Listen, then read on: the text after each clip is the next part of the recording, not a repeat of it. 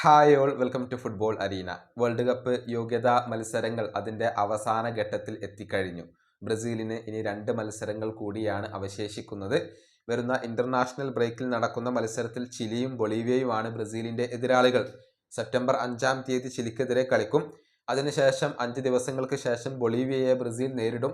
അതോടുകൂടി world cup യോഗ്യതാ മത്സരങ്ങൾ അവസാനിക്കും.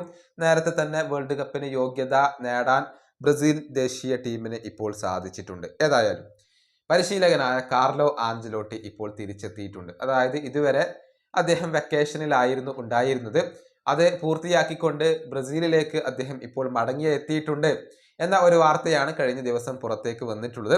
മാത്രമല്ല, ബ്രസീലിയൻ ഫുട്ബോൾ ഫെഡറേഷനുമായി അദ്ദേഹം ഒരു കൂടിക്കാഴ്ച നടത്തുകയും ചെയ്തിട്ടുണ്ട്.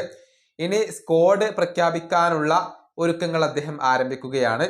ഈ ആഴ്ച മുഴുവനായിട്ടും താരങ്ങളെ നിരീക്ഷിക്കാൻ വേണ്ടിയാണ് കാർലോ ആഞ്ചലോട്ടി ഉപയോഗപ്പെടുത്തുക. കോപ്പ ലിബർട്ടഡോറസിൽ ഫ്ലമംഗോയും ഇന്റർനാസിയോണലും തമ്മിൽ ഒരു മത്സരം നടക്കുന്നുണ്ട്. ആ മത്സരം വീക്ഷിക്കാൻ വേണ്ടി കാർലോ ആഞ്ചലോട്ടി സ്റ്റേഡിയത്തിൽ ഉണ്ടാകും എന്നാണ് റിപ്പോർട്ടുകൾ.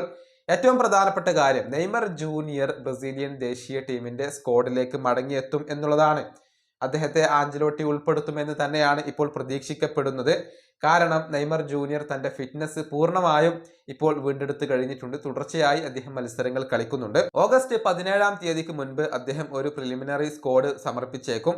ഓഗസ്റ്റ് 25-ാം തീയതിയായിരിക്കും കാർലോ ആഞ്ചലോട്ടി തന്റെ ഫൈനൽ സ്ക്വാഡ് പ്രഖ്യാപിക്കുക എന്നാണ് പുറത്തേക്ക് വരുന്ന റിപ്പോർട്ടുകൾ.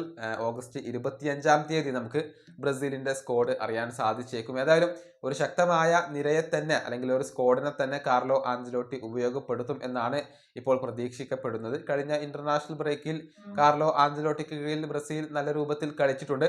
പക്ഷേ ഇനിയും ബ്രസീൽ ദേശീയ ടീം ഒരുപാട് പുരോഗതി കൈവരിക്കാനുണ്ട് എന്നുള്ളത് ഒരു വസ്തുതയാണ്.